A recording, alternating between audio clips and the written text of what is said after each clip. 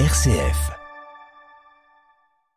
Nous avions eu le plaisir de rencontrer Laureline qui venait de Vivre Ensemble et qui nous parlait de tous les projets de Vivre Ensemble concernant l'Avent et notamment la récolte, le partage, la solidarité. Mais Laureline a glissé le fait qu'il y avait des contes de Noël aussi et que ces contes étaient réalisés notamment par Geneviève Berger. Et à la grande surprise de Laureline, je lui ai dit, mais Geneviève, on la connaît.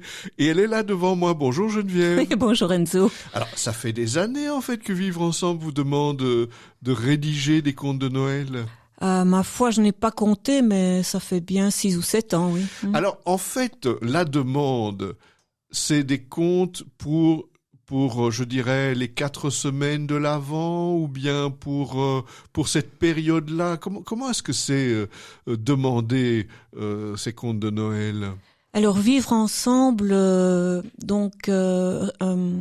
réalise et édite un petit livret chaque année, un livret qui comprend 4 contes pour les enfants, des contes illustrés et ces contes ont pour but d'accompagner les enfants sur le chemin de l'Avent, que ce soit lors des liturgies spéciales enfants, lors des célébrations eucharistiques, ou à l'école, au cours de religion, ou dans d'autres contextes, en catéchèse ou en famille, bien sûr.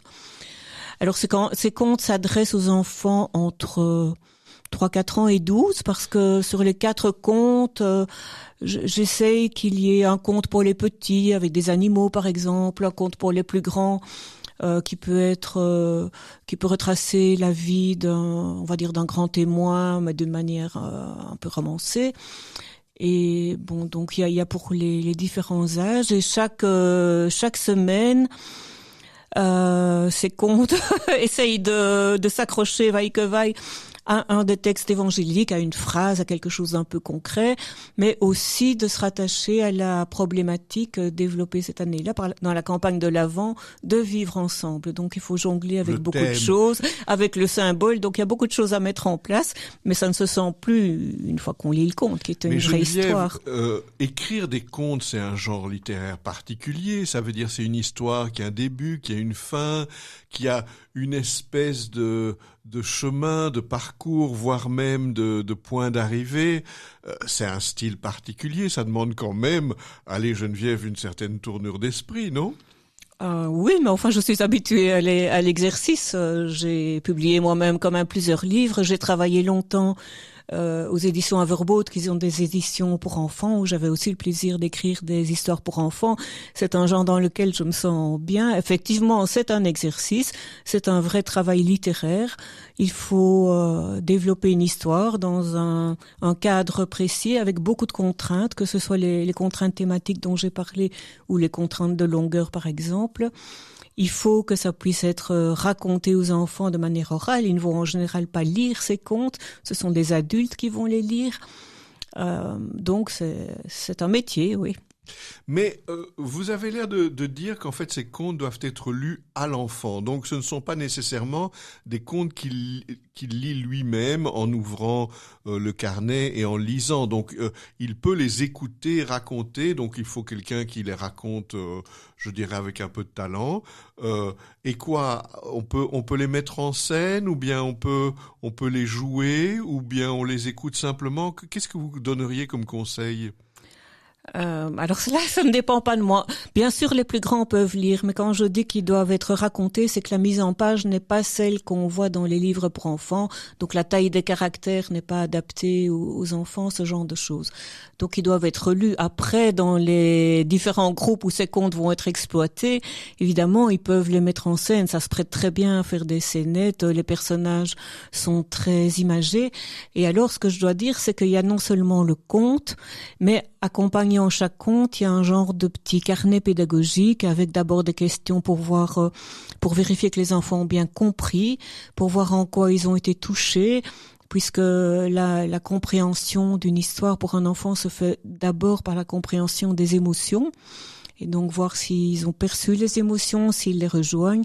Et après, il y a un travail alors plus thématique qui élargit le propos, surtout avec les plus grands. Donc il y a déjà des pistes d'animation dans le carnet. Mais quand on raconte ou qu'on lit un conte, est-ce que ce sont des contes où on est emmené ailleurs, loin, ou est-ce que ce sont des contes qui nous font revenir au présent tel qu'il est, ou un peu des deux, ça dépend des années, j'imagine. Oui, il y a de tout. Comme je vous disais, il y a des contes avec des animaux qui sont tout à fait imaginaires. Parlent, voilà. Il y a parfois des contes qui mettent en scène un personnage, oui, en général plutôt du passé, pas du grand passé, mais quoi que c'est arrivé aussi. Il y a eu un conte qui racontait la vie de Gaudí. Il y en a eu un sur... attendez, parce que j'ai pas beaucoup de mémoire là. Oui, et puis, Jean-Baptiste de La Salle, je pense. Il leur faut quelques puis mois alors avant il y a évidemment. voilà, il y a des contes qui se passent maintenant, hein, des choses par exemple qui se passent dans la rue, on voit un SDF, tiens, qu'est-ce qui se passe dans cette rencontre? Donc il y a un peu de tout. Oui. Mais alors, vous avez l'air de suggérer que ces contes sont, je dirais, une suite, une forme de parcours, ou bien je pourrais dire, tiens, je n'en prends qu'un, je ne sais pas moi, la semaine avant Noël, je choisis un des quatre, enfin, j'invente totalement. Est-ce que vous suggérez plutôt de prendre les quatre? Non, du tout. Les contes sont complètement indépendants les uns des autres. Si on prend les quatre, ma foi, le seul fil rouge, ça va être celui de l'avant, et ce seront aux animateurs à le mettre en exergue, mais non, ce sont des petites histoires qui peuvent se lire la plupart à tout moment de l'année d'ailleurs, parce que ça ne gêne pas beaucoup les enfants d'écouter une histoire de Noël ou de Saint-Nicolas en plein mois de juillet, donc mais la plupart ne sont pas liés aux fêtes de fin d'année, à la Noël notamment. On peut les lire tels quels, mais on peut les lire à la suite les uns des autres. Mais comme j'ai dit, ils sont assez différents aussi par les âges auxquels ils s'adressent. Donc, c'est plutôt un ensemble hétéroclite, même si il y a un fil conducteur sous-jacent. Alors, sans indiscrétion, on doit prévoir combien de temps? C'est-à-dire, supposons que je me mette avec un groupe d'enfants devant moi, je dois dire aux parents que ça va prendre combien de temps? Ça dépendra de vous. La lecture même, qu'est-ce que ça peut faire? 5, 6, 7 minutes. Et puis après, c'est tout ce qui se passe après qui est passionnant. Je pourrais ajouter des chants, par exemple. Bien sûr, vous pouvez en faire une pièce de théâtre, vous pouvez faire des mimes avec ça, vous pouvez faire du bricolage, du collage. Ça, ce n'est pas indiqué, mais c'est à la libre créativité de chacun. Donc, je dirais, j'ai déjà vu ces contes... comment écouter, travailler lors des liturgies eucharistiques. Donc le temps est tout de même assez court. Je trouvais que c'était un peu court. Sincèrement, c'est un peu court lors d'une célébration eucharistique, mais c'est faisable. Et en termes de temps, sans indiscrétion, ils vous demandent, les gens de vivre ensemble, ils vous disent combien de mois à l'avance que vous devez faire ces 4 contes. Mais ça, c'est comme dans comme dans la mode. Hein. On travaille une saison à l'avance, donc en été, on travaille sur l'hiver. Donc moi, j'écris ces contes au mois de juin, au mois de mai, ça dépend un petit peu. Je ne connais pas le planning de vivre ensemble, mais c'est comme ça de manière générale dans l'édition. Mais ça veut dire quand même qu'alors, si vous commencez des mois à l'avance, bien avant que soit publié le carnet de vivre ensemble, vous devez être au courant, entre guillemets, de ce qu'il va y avoir comme lecture pour Noël. Donc vous lisez les lectures de Noël déjà en mai et en juin? Oui, bien sûr. Ce qu'il y aura comme lecture, c'est le plus facile. Ce qui est plus difficile, c'est de connaître le thème de campagne de vivre ensemble, qui se prépare à ce moment-là aussi, mais c'est pas toujours précis, mais en général, on y arrive. Oui, tout se prépare 6 mois à l'avance. Et donc, ça veut dire que ces contes élargissent l'esprit, ouvrent à la solidarité, invitent à être meilleurs, pourrait-on dire? Ces contes, d'abord, ne sont pas moralisants. Absolument pas.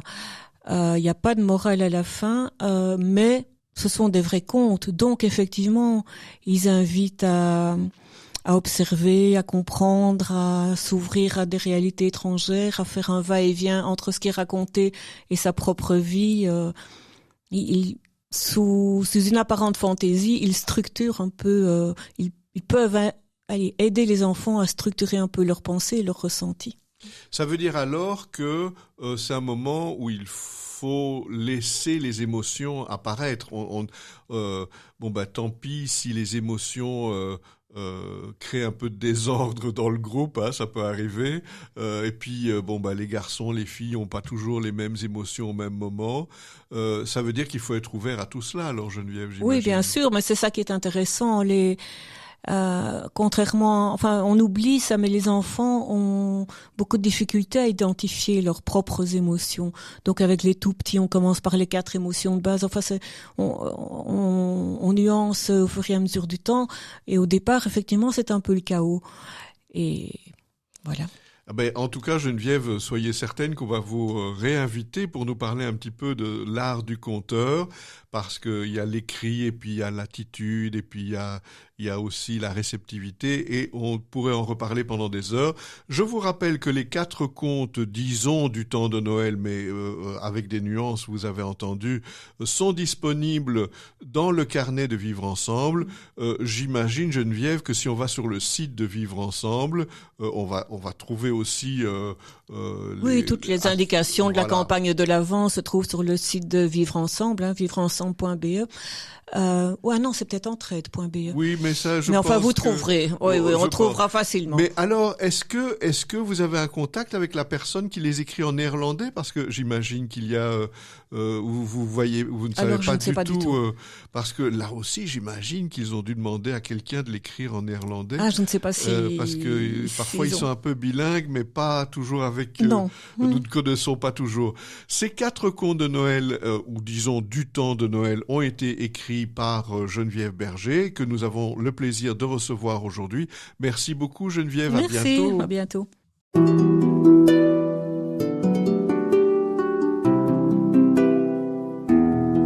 Au fil de la vie, Enzo Bordonaro.